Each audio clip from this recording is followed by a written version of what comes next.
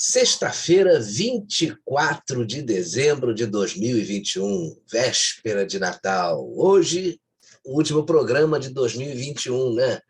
Nós vamos lembrar os melhores e os piores do ano em suas realizações, façanhas, tropeços, bancadas, enfim. O que algumas das figuras que mais frequentaram o noticiário recente nos deixam como lembrança de mais um ano confuso, depois do que a China aí aprontou já no final de 2019, né? Você já sabe que nós vamos ter um pequeno recesso de fim de ano. Nós vamos estar de volta no dia 7 de janeiro com o programa Dose Dupla. E no dia 3, o Instant News volta com a sua programação normal. Mas nós não podíamos encerrar o ano sem falar desses melhores e piores brasileiros, né? Que fizeram a diferença para o bem e para o mal. E hoje eu vou ter o prazer de fazer o programa com Papai Noel em pessoa, em carne e osso. E, como eu, mais carne do que osso, né, Marcelo Cardoso? Ho, ho, ho! É isso aí. Sem dúvida, Marcelo Campos. Aí, e nós escolhemos 6 categorias de onde nós vamos tirar os melhores e os piores do ano. Política, saúde, jornalismo, justiça, negócios e governo. E como desgraça pouco é bobagem, né? A gente começa justamente pelos piores de 2021, né? Bem, na verdade é uma estratégia para a gente deixar o melhor e os melhores para o fim, né? Aliás, antigamente, não sei se você lembra, os noticiários de televisão tinham essa prática que era muito simpática, né? Nas edições noturnas, para tornar assim mais agradáveis os fins de noite dos telespectadores, eles mandavam a notícia boa, né? Você lembra disso, Marcelo? Lembro. Agora, bons tempos, né, Marcelo Campos? O último assunto do jornal da hora do jantar era algo sempre leve, às vezes engraçado, para desanuviar e elevar o astral, né? Hoje, os editores preferem coisas mais tenebrosas, como o obituário seletivo da peste chinesa, por exemplo, para deixar o telespectador com vontade de dar um tiro na cabeça deles, editores, né? Agora, a gente hoje vai resgatar essa lógica que deixou de existir. Até porque, além de encerrar o programa com coisas boas, né, nós vamos deixar os piores do ano com uma roupagem mais leve, irônica, debochada, cínica, né, como eles merecem, tornando esses filhos da mãe Joana até engraçados um pouco, né? Porque a política no Brasil ainda é uma piada, né, Marcelo? Ho, ho, ho, jingle bell, acabou o papel lá. E aqui está difícil até limpar com o jornal, né? Porque o jornal só está servindo para isso mesmo. É verdade. Com as máscaras, né? Daqui a pouco elas vão deixar de ser vendidas. Mas eu vou te dizer, rapaz, às vezes sem graça, mas nós precisamos rir da nossa própria desgraça para sobreviver, né? E a nossa catarse de 2021 começa logo após a abertura desse Dose Dupla de hoje, o último do ano. Vem com a gente.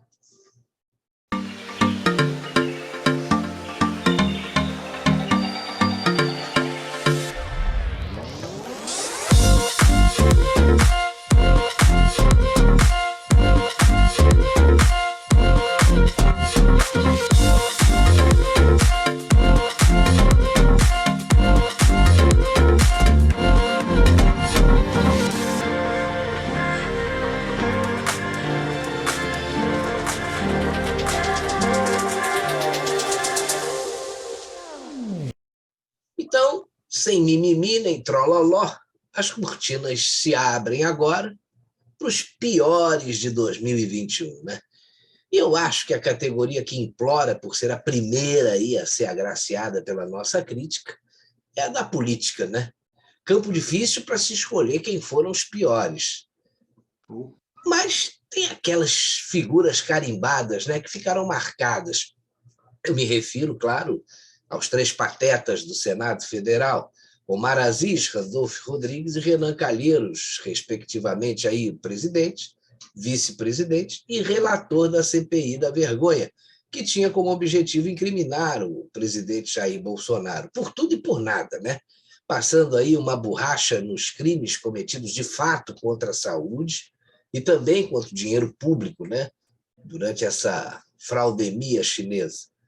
Mas pelo menos nós tivemos uma boa notícia nesse particular com a conclusão da CPI do Rio Grande do Norte, que desmascarou de vez aquele consórcio Nordeste, né? Os respiradores comprados em casas de vinho, essas coisas, né? Pois é, rapaz, eu não vejo quem merecesse mais, Marcelo. Ou seja, o pior foram os 3 piores. Houve coadjuvantes, ou seja, outros palhaços, esse é o termo, né? Que ajudaram a dar brilho ao picadeiro da peste chinesa, como Otto Alencar, Fabiano Contarato, Humberto Costa e, claro, a turma do PSOL. Essa CPI é uma das páginas mais negras da história do Congresso brasileiro. Verdade. Não sei se digna de anedotário, de bestiário ou de prontuário policial, né?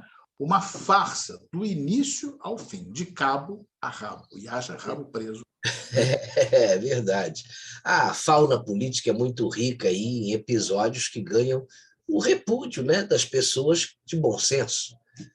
Mas, além desse trio campeão entre os piores, a gente não pode esquecer, isso é importante ficar lembrando, figuras como Rodrigo Maia, ex-presidente da Câmara dos Deputados, o Davi Alcolumbre, o ex-presidente do Senado, que tornariam essa disputa muito mais difícil se não fosse o ostracismo de ambos, né? Mas, sem dúvida alguma, essa CPI bateu aí todos os recordes em termos de aberrações, você não acha?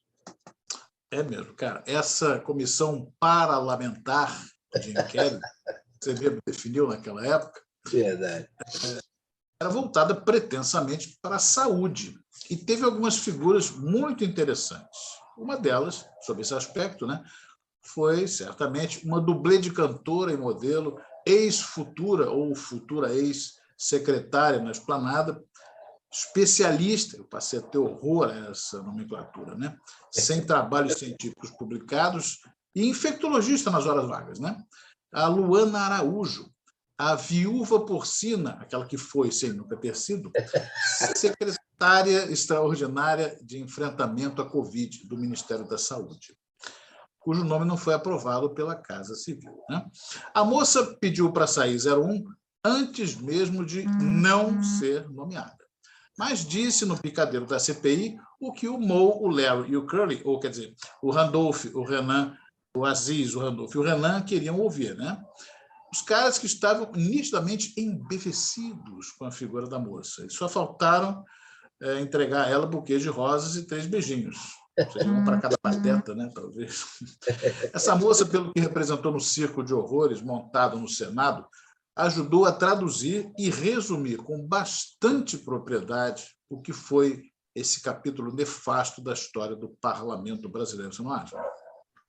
Olha, e como diz o rei Roberto Carlos, né, foram tantas emoções ruins, né, que não vale a pena nem recordar. Assim a gente evita que esse pessoal apareça novamente. É complicado, né? Mas deixando a política indo para a saúde e apelando para um superlativo aí, que eu vou me atrever a criar aqui, nós temos um dos pioríssimos dentre os piores, que foi o Luiz Henrique Mandetta, né? O primeiro-ministro. Não o primeiro-ministro, mas o primeiro-ministro da saúde do governo Bolsonaro, no sentido de que foi o primeiro a ocupar o cargo, né? O homem do fica em casa até você ter falta de ar, né? E aí, só depois disso, você deve procurar o hospital. Pois é, pioríssimo mesmo. O professor Dionísio que nos permita aqui e nos corrobora. Agora, o Butreta, com as suas bem cuidadas preleções de fim de tarde, vocês devem se lembrar disso, né? Você e os nossos acompanhantes que nos acompanham em rede nacional durante o lockdown, a sua convicção quanto a certos aspectos, né? Como ser fundamental o isolamento vertical e não horizontal, e inexistir tratamento preventivo capaz de barrar a peste chinesa, ele acabou com isso tudo caindo em desgraça no conceito dos conservadores, que pensam, mas subiu no conceito dos canhotas, que não. Junte-se ao bem-falar do ortopedista e ex-deputado do DEM de Mato Grosso do Sul, as ladainhas sempre erráticas da OMS e a raiva cega do STF contra as deliberações do presidente Bolsonaro. Junte-se isso e teremos aí 620 mil compatriotas que pereceram de uma afecção do sistema respiratório provocada talvez menos por um vírus, mas mais fortemente por uma combinação criminosa, medidas falsamente profiláticas e terapêuticas fadadas ao fracasso. Mandetta, então, é o nosso eleito como o pior da saúde em 2021. É isso aí, totalmente de acordo. E na categoria governo, Marcelo, às vezes essa didática que a gente escolheu faz com que alguns piores sejam em várias áreas. O Treta aí, por exemplo, é um que se encaixa tanto na saúde quanto em governo, né? Mas vamos dar oportunidade para mais gente que merece, né? Então, ele é grande, temos que deixar. Se tratando aí de governo, nós temos fortes candidatos. Além do ex-ministro da Saúde, nós começamos por aqueles que não duraram muito e, por isso, fazem parte dessa lista aí, afinal, só por consideração, né? O ex-ministro Nelson Tait, que não durou o suficiente para mostrar que a administração pública não era a sua praia, né?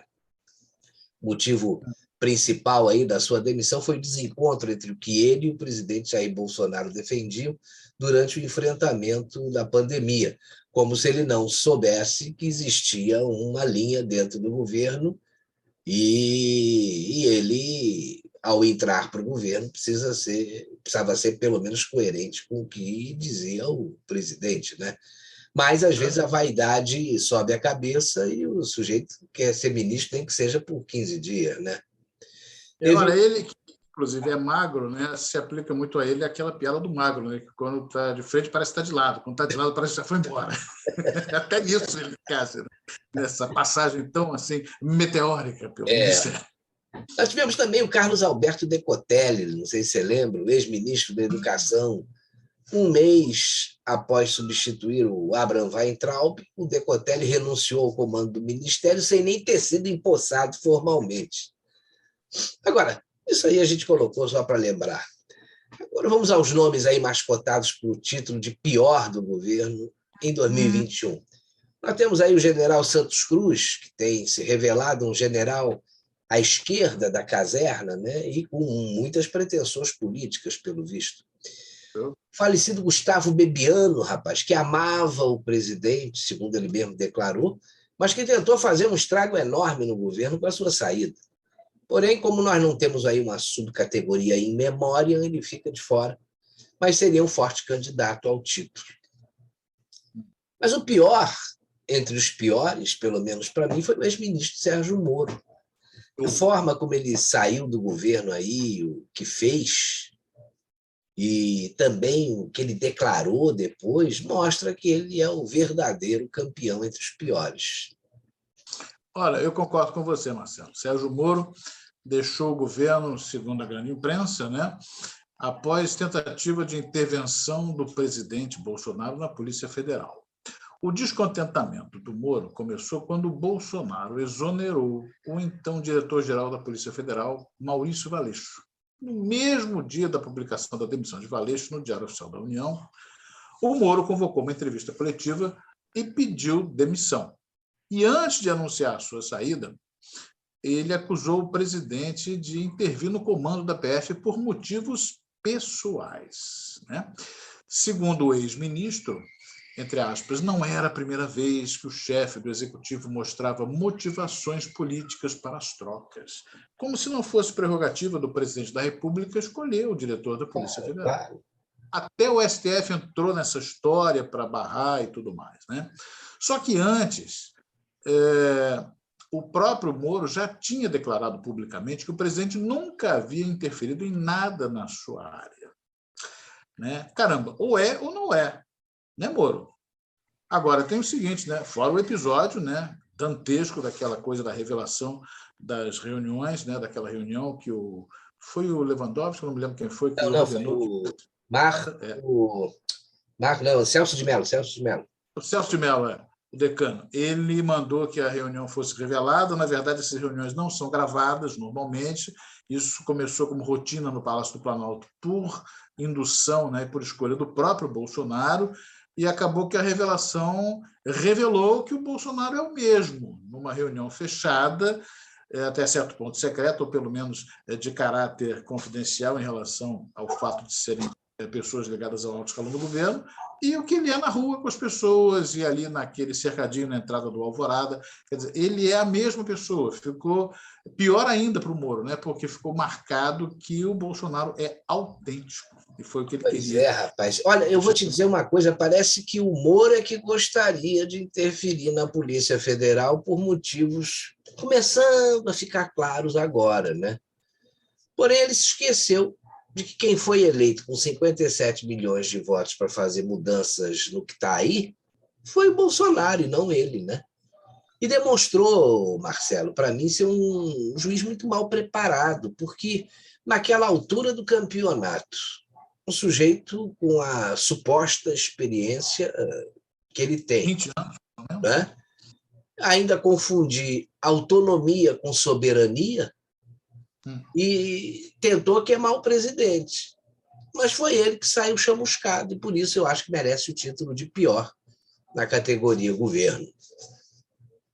Pois é. Então, concordamos realmente que o cara é hors concurso, né? Agora, e na justiça, hein, rapaz?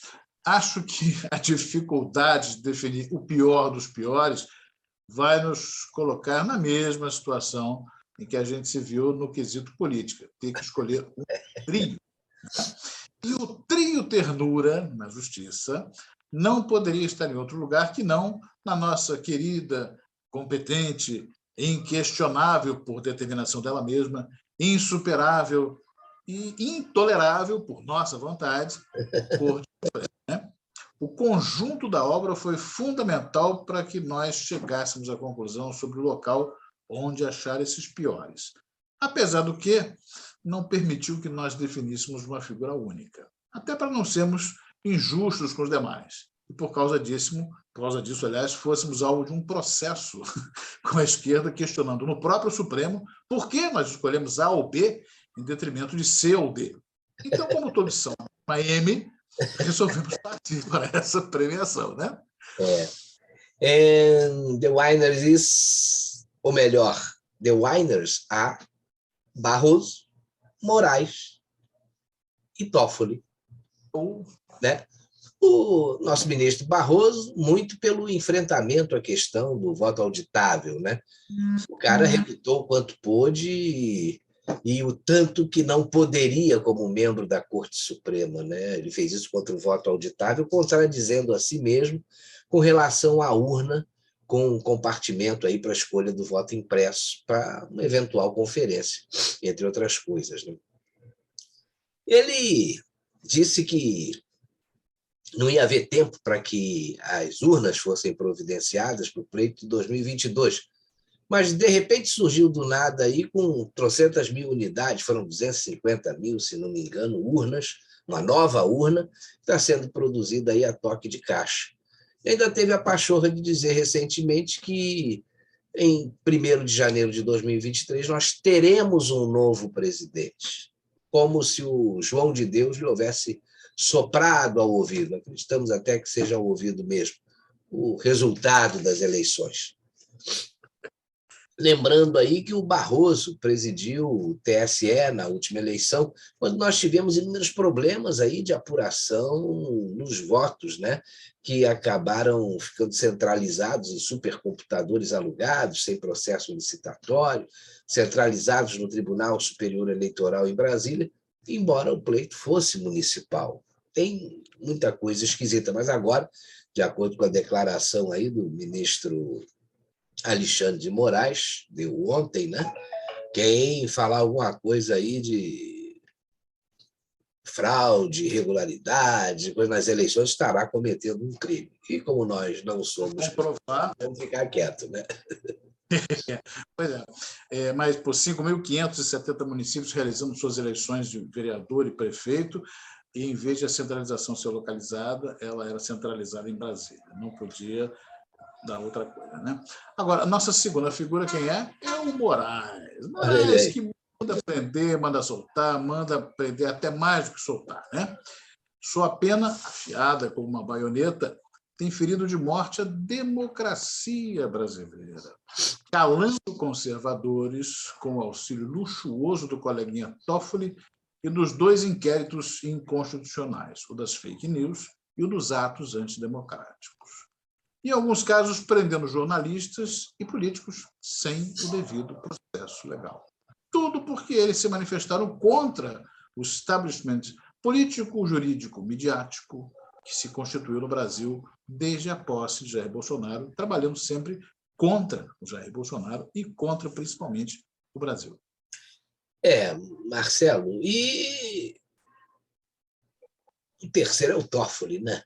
O juiz incapaz de passar em concursos, ex-advogados do PT e braço direito, ou braços, né, direito e esquerdo do partido, ungindo ainda a jovem por Lula para a pleiade aí jurídica do Planalto, né? Esse realmente tem que ser a nossa terceira figura dessa tríade vencedora.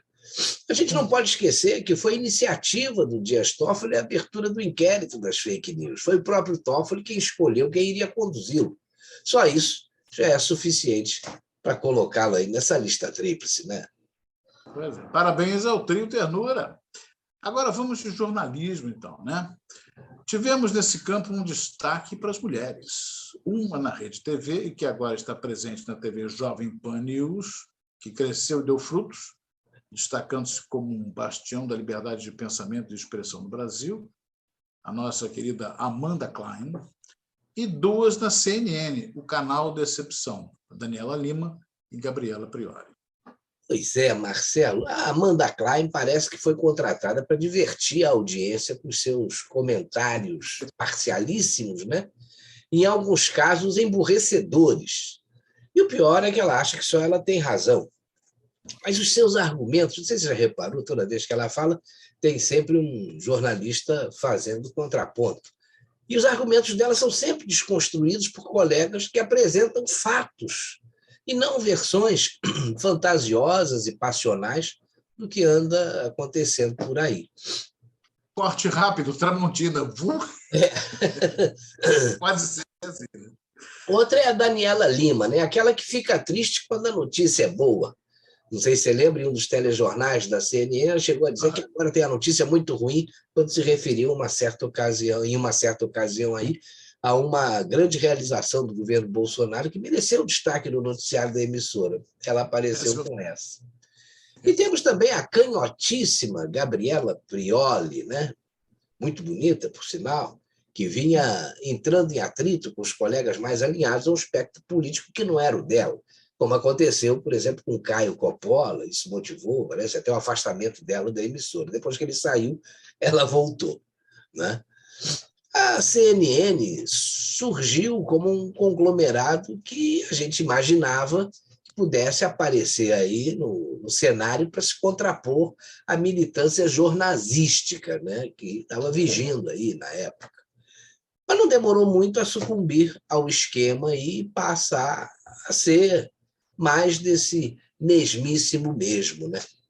Esse negócio da CNN, a decepção que ela provocou, inclusive, nas pessoas, acho que ficou muito marcada por aquele episódio da própria festa de inauguração do canal. 1.300 pessoas num auditório, não num auditório, mas num ambiente fechado, quando já se começava a falar em lockdown, restrição de deslocamento, e pessoas, e vai ou não começar a usar máscara e tal coisa, fique em casa, se tranque dentro de casa, e o pessoal lá na festinha, todo mundo aglomerado, exatamente. Muitos políticos, né? Estavam lá, Dória, o Pacheco, né? Eduardo Paes, João Dória e companhia, né? Todo mundo ali, né? O pessoal, né, só fazendo firula. Agora, então, fechando com chave de ouro, vamos dar mais um prêmio triplo na categoria Piores do Ano no jornalismo brasileiro. Amanda Klein, Daniela Lima e Gabriela Prioli. E a última categoria em que vamos eleger o pior do ano é a dos negócios. Na pesquisa informal que fizemos, surgiram os dois nomes, o de Luísa Trajano, do Magazine Luiza, e o de Carlos Gabas, do Consórcio Nordeste, que nós já mencionamos rapidamente no início, né? Eu vou te dizer uma coisa, a Luísa Trajano, ela é uma empresária conhecida, seus negócios aí cresceram bastante, mas é candidata ao título porque comprovou aquela máxima de quem lacra não lucra, né?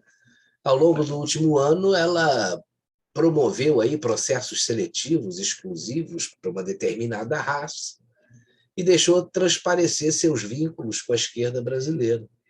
Mas a gente sabe, né, quando se mistura paixão com negócios, o resultado não costuma ser bom. E não foi bom mesmo. Magazine Luiza chegou a perder esse ano cerca de 30 bilhões de reais em valor de mercado. Aí, né? Esse é o resultado. Ela chegou a ser, de certa maneira, cotada, quase isso, a ser vice do Lula, né? O Lula precisa de um financiador de campanha, mas acabou que ele se contentou com o chuchu mesmo e toca o bonde. Ela nega, né? Mas a gente não sabe o que está por trás dessa história. Pois é. Mas realmente, Marcelo, quem lacra não lucra. Pois é. Mas só que o meu voto nesse particular, o Marcelo, vai para o Carlos Gabas, né? Que conduziu com mão aberta o consórcio Nordeste, comprando e superfaturando equipamentos que nunca foram entregues, né? A CPI da Covid, lá no Congresso, no Senado, né? Promoveu uma verdadeira blindagem para ele.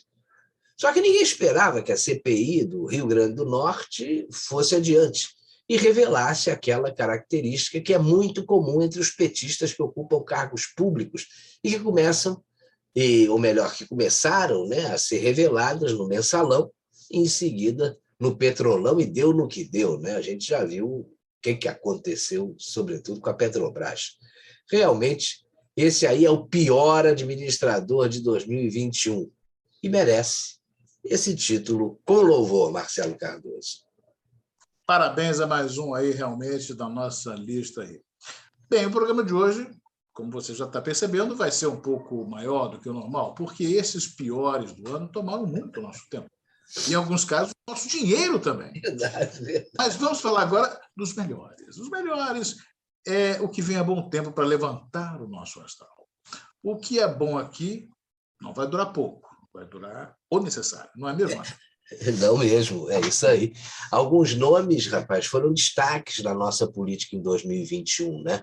Nós tivemos aí o incansável senador Marcos Rogério na CPI da Covid, a atuação da deputada Carla Zambelli em defesa de pautas importantes do governo, como também fez o deputado Ottoni de Paula. Tem o vereador de Belo Horizonte, eu não estou lembrando aqui o sobrenome dele, mas o primeiro nome é Lucas, né? Eu tenho também que me lembrar dele. Teve o deputado estadual também, Douglas Garcia, lá de São Paulo, mas, sem sombra de dúvida, quem merece, na nossa opinião, destaque como a melhor política do ano é a deputada federal Bia Kicis. Concordo. Ela lutou aí contra tudo e contra todos para assumir a Comissão de Constituição e Justiça da Câmara dos Deputados. Ela também foi incansável na defesa do voto impresso auditável e tenta emplacar aí a PEC da Bengala, que, se aprovada, vai ajudar muito a mudar o perfil esquerdista presente hoje no nosso Supremo Tribunal Federal, né?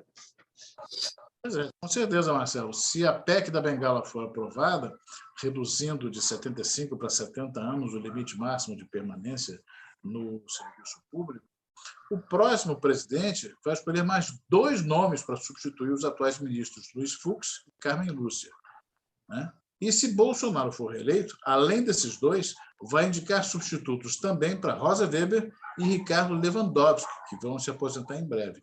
Ou seja, dos 11 membros, 6 vão ter sido trocados. 2 já foram, né? Hoje nós temos o André Mendonça e o Cássio Nunes. Ou seja, o governo ganha maioria no STF. E isso eles não devem estar gostando muito de ver acontecer, né? Pois é. Agora, a deputada Bia Kicis caiu como uma luva, né, nessa Comissão de Constituição e Justiça, até porque ela é procuradora aposentada do Distrito Federal e, por isso, tem todos os requisitos para ocupar a presidência da CCJ da Câmara. É uma pessoa extremamente ativa, defensora dos direitos e da liberdade do cidadão, que, infelizmente, o Supremo tenta limitar a cada dia que passa aí, agredindo a nossa Constituição, como a gente está vendo. Só quem não enxerga isso é o pessoal da revista Isto É, que elegeu o Alexandre de Moraes como o melhor do ano. Né? Aquilo ali chega a ser indecente, né, cara? Pois Até é. o Steve Wonder vê o que está acontecendo. Pois é. A Bia Kicis, a deputada Bia Kicis, ela é uma ativista do bem, né? E por essa sua obstinação foi que nós escolhemos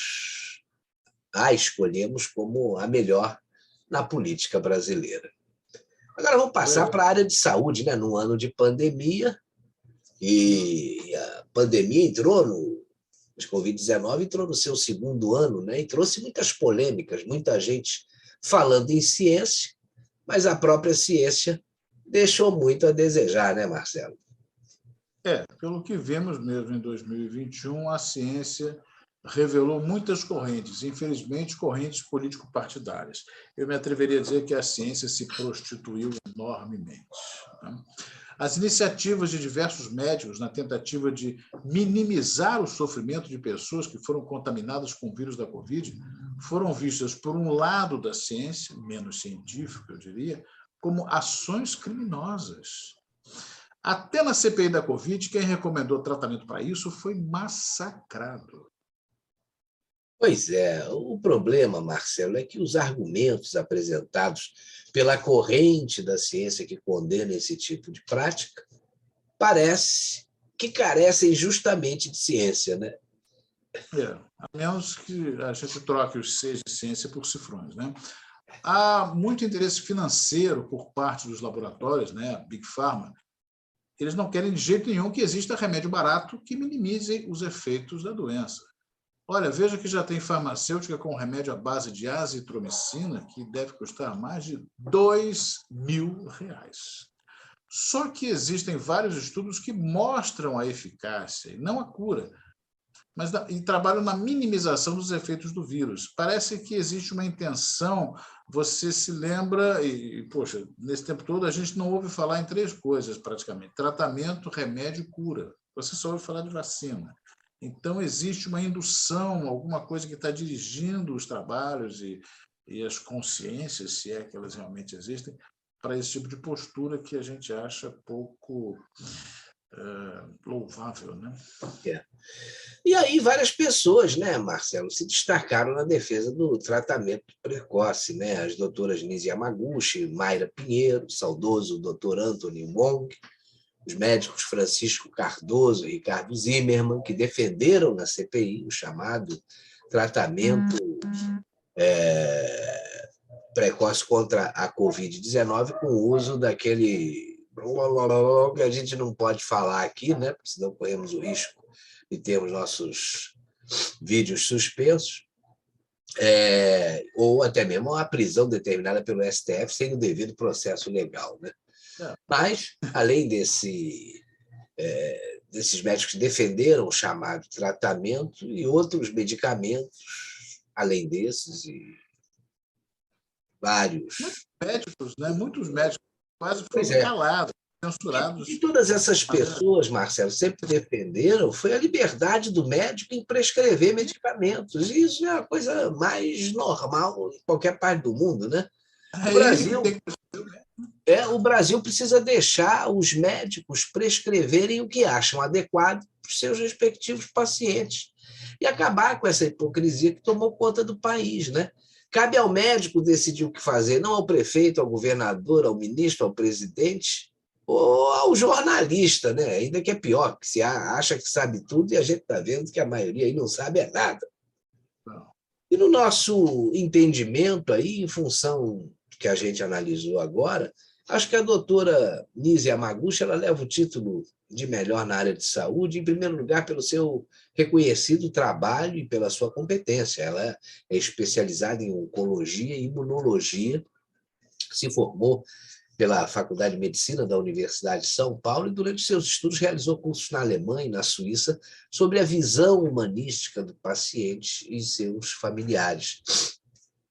Ela participou ainda de treinamentos em Nova York com cientistas do Memorial Sloan Kettering Cancer Center, onde estudou aí aspectos da imunologia de tumores que resultaram na sua tese de mestrado. Uma pessoa muito competente e esteve disposta aí nesse período da pandemia, como todos os médicos, a salvar vidas, né? Pois é, ela é uma das que realmente trabalham muito por isso. Essa coisa das intromissões, né, faz até com que a gente, em devaneios, ouça aquele alto-falante de hospital chamando o doutor William, doutora Renata, doutora Fátima, doutora Ana, compareçam à sala de cirurgia, né? Pois é, porque eles são os médicos, eles resolvem tudo. Agora, a gente não pode esquecer as pressões que a doutora Nise Yamaguchi sofreu, nem podemos esquecer também o episódio do afastamento do Hospital Albert Einstein pelo seu posicionamento com relação à utilização daquele remédio, cujo nome nós não podemos dizer aqui, e também pela humilhação que ela sofreu na CPI do circo. O senador Otto Alencar que o diga, né? Agora, veja que até o presidente da Associação Sionista Brasil-Israel, Félix Soberman, saiu em defesa dela e chamou a decisão do hospital, do afastamento, de uma nova inquisição realizada em nome do Albert Einstein. Isso é gravíssimo. Pois é, rapaz. Olha, tentaram destruir a carreira da doutora Nise, a sua credibilidade, e eu acho que o que conseguiram, no fundo, foi torná-la mais conhecida do que já era. O tiro saiu pela culatra. Pois é. Anteontem, não sei se você viu, ela anunciou a sua pré-candidatura ao Senado por São Paulo, em 2022. E ela leva o título de melhor do ano na saúde porque não baixou a guarda, né? Ela vai à guerra, vai tentar enfrentar aqueles que a detrataram, vai tentar lutar aí para mudar o que está aí. Eu acho que ela talvez fosse mais bem-sucedida como deputada federal, porque a disputa para o Senado é muito arriscada, a gente não sabe com quem ela vai concorrer.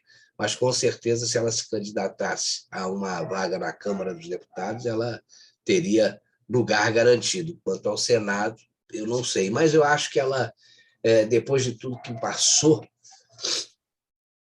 ela tem muito o que ajudar o Brasil, caso se torne senadora da República, né?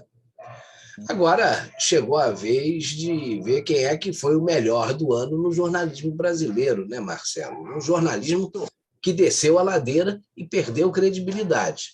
A gente tem aqueles resistentes, experientes, que seguraram muito bonito aí a onda, né, do verdadeiro jornalismo.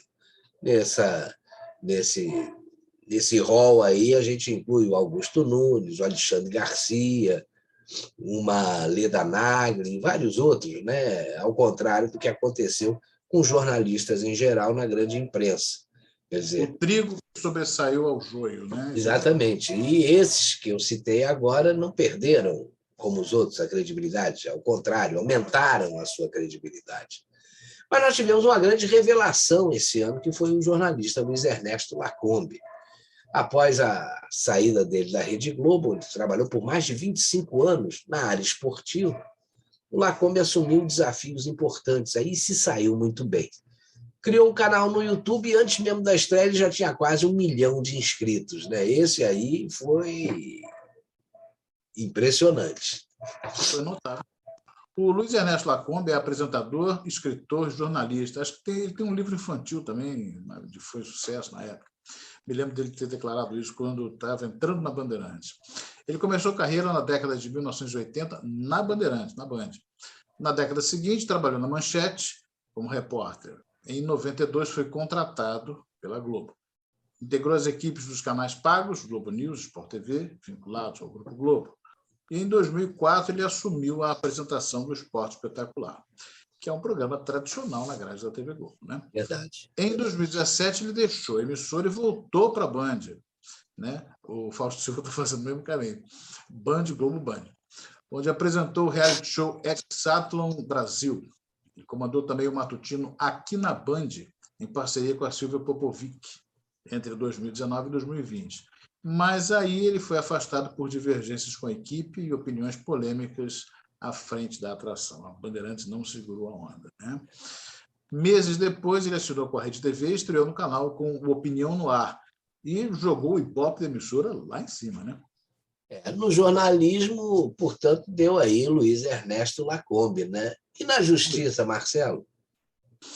Olha, essa é uma área que está cheia de pior, como nós já mostramos. Mas um nome que se destacou por suas colocações durante as turbulências entre o governo e o Supremo Tribunal Federal foi, sem dúvida, o do jurista Ives Gandra Martins, né? Ele é bacharel em Direito pela Universidade de São Paulo, especialista em Direito Tributário, Ciências das Finanças, doutor em Direito pelo Mackenzie, tem incontáveis títulos de professor emérito, honorário e honoris causa em diversas instituições no Brasil e no exterior. Ele publicou mais de 80 livros individualmente e 289 em coautoria, e mais de 3.000 estudos sobre direito, economia, filosofia, política, história, literatura, sociologia e música em países como Alemanha, Angola, Argentina, Bahamas, Bélgica, Brasil, Bulgária, Cabo Verde, Canadá, Espanha, Estados Unidos, Holanda, Inglaterra, Japão, México, Peru, Portugal, Romênia, Rússia, Taiwan e França. Marcelo, olha, nós precisaríamos aí de um programa inteiro para mostrar o currículo do doutor Ives Gandra Martins, rapaz. Eu olhei e é um calhamaço, viu? Mas ele é o nosso escolhido como o melhor da área jurídica por ter esclarecido a população brasileira sobre os absurdos cometidos pelos ministros do STF. E ele fez isso sem perder a linha, mas sem deixar de falar as verdades que precisavam ser ditas sobre o ativismo jurídico e político praticado por ministros do Supremo.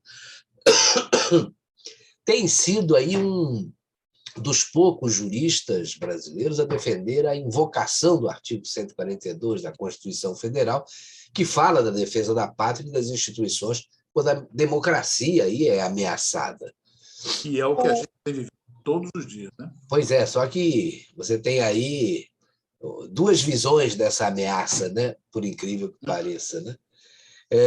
Mas por solicitação de qualquer dos poderes, o jurista Ives Gandra sempre deixou isso muito claro, as Forças Armadas poderiam ser acionadas para que a lei e a ordem fossem restabelecidas sem destituir qualquer um dos dois outros poderes.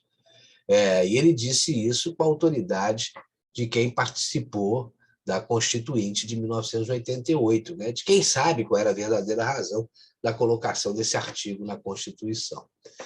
O Supremo pode não aceitar, mas as colocações do jurista Ives Gandra fazem todo sentido e, pelo conjunto da sua obra, ele leva o título de melhor na área jurídica em 2021. Vamos, então, para o nosso próximo quesito, que são os negócios, né? Pois é. Mas antes, só para um comentário rápido sobre a questão do Ives Gandra, é bom que o Dias Toffoli compreenda que o poder moderador são as Forças Armadas, né? Entuba essa. Vamos lá. No quesito negócios, eu acho que não temos dúvida nenhuma, né? Luciano Hang é o cara. O empresário catarinense, nascido em 1962, na simpática cidadezinha de Brusque, que eu já conheci, próxima de Blumenau, ganhou destaque na sua própria atividade corporativa, expandindo a rede de lojas da marca Avan, sociedade anônima fundada em 1986, pelo país inteiro. O Hang é 2 meses mais novo que eu, descobri isso. O nome da loja, por sinal, vem da junção do HA, do A, do seu nome, sobrenome, né? E das iniciais Van, do outro sócio fundador, Vanderlei de Lima. Então, Hang, Van de Vanderlei. O Luciano Hang se notabilizou também como apoiador de primeira hora do presidente Bolsonaro, tendo sido exatamente por isso convidado na CPI do Circovide. Por pretensa propaganda contra as medidas adotadas por governadores, prefeitos, senadores, deputados, vereadores, jornalistas, comentaristas e outros especialistas na área médica no combate ao vírus chinês. E a sua performance no plenário, em mais de 5 horas de sessão, nós acompanhamos isso, né? Foi apoteótica.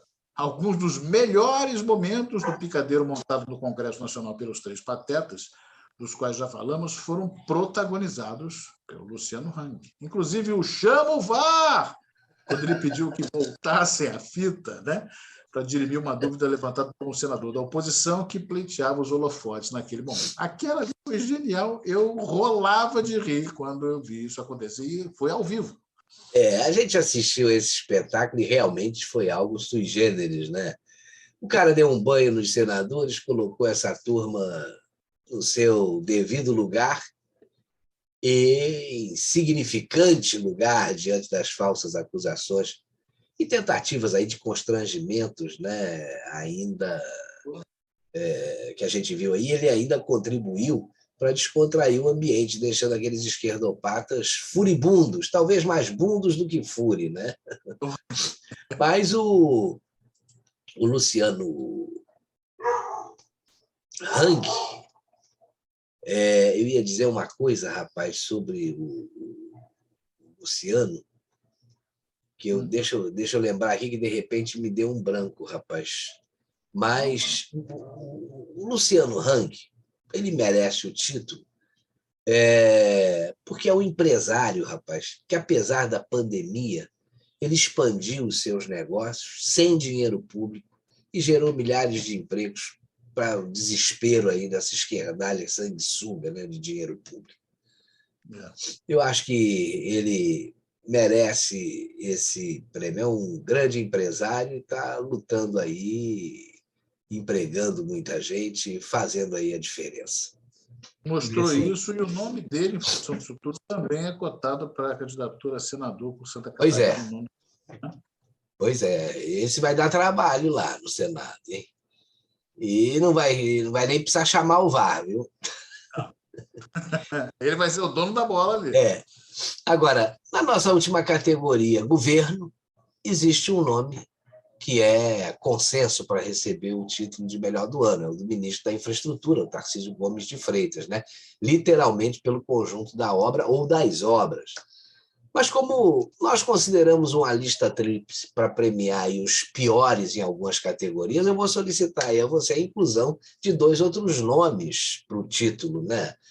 Além do Tarcísio Gomes de Freitas, a gente não pode esquecer o belíssimo trabalho que está sendo feito pelo ministro Rogério Marinho na área de desenvolvimento regional, que também ele é um tremendo de um realizador, né? E do ministro Paulo Guedes, da Economia, né? Reconhecido internacionalmente pela condução da economia brasileira durante a pandemia e que figura entre os melhores do mundo aí na sua área. Esse trio, apesar dos pesares, rapaz, conseguiu manter o Brasil literalmente nos trilhos. E realizaram muita coisa boa para o país, né? Em 2021 e até antes disso, em 2020. Os 2 anos que a pandemia de Covid-19 arrasou as economias aí do mundo inteiro, né? Isso é um mérito muito grande. Acho que o país tem que ser até grato a eles pelo que fizeram, não só estabelecendo uma base para que o Brasil cresça no futuro em melhores condições do que a gente vinha tendo, mas também suplantando a crise que tomou conta do mundo inteiro nesses 2 últimos anos e, pelo menos, sendo esse alento para o país, né? Que não deixou que a gente ficasse com a cabeça tão jogada para baixo. Pois é. E com isso, Marcelo, o nosso 35º programa Dose Dupla, o último de 2021, vai ficando por aqui. Semana que vem a gente faz uma pausa para descanso, mas na primeira sexta-feira do ano estaremos aqui de volta, sempre com 2 assuntos que estão no destaque do noticiário das vidas de todos nós, né? Olha, um grande abraço para você, Marcelo Cardoso. Você está realmente o próprio Papai Noel. E vai poder ganhar uma grana extra, hein? Bobeou esse ano, mas ano que vem você não escapa, viu? Um abraço para você também que nos acompanha e participa também aqui com comentários que a gente considera muito e agradece o tempo todo. Nós estaremos de volta no dia 7 de janeiro de 2022 com a programação normal do canal. Até lá, boas festas para todo mundo. Feliz Natal, feliz Ano Novo, um grande abraço a todos, em especial a você também, meu xará Marcelo Campos, e que Papai Noel venha de saco cheio para todos nós, porque ele pode, e devia ser o único a poder, né? Olha, então, como já falei, um Feliz Natal a todos, por conta do recesso que a gente vai fazer na semana que vem, e já adiantando, como também já fiz, um ano novo repleto de paz, realizações e, sobretudo, esperança. Nós temos um país a defender em 2022. É o ano do nosso bicentenário da independência. Acho que isso é muito emblemático. E cabe somente a nós essa tarefa de defender o país. Eu acredito que vamos fazer bonito e tornar o nosso grande Brasil ainda maior. Fiquem com Deus. Tchau.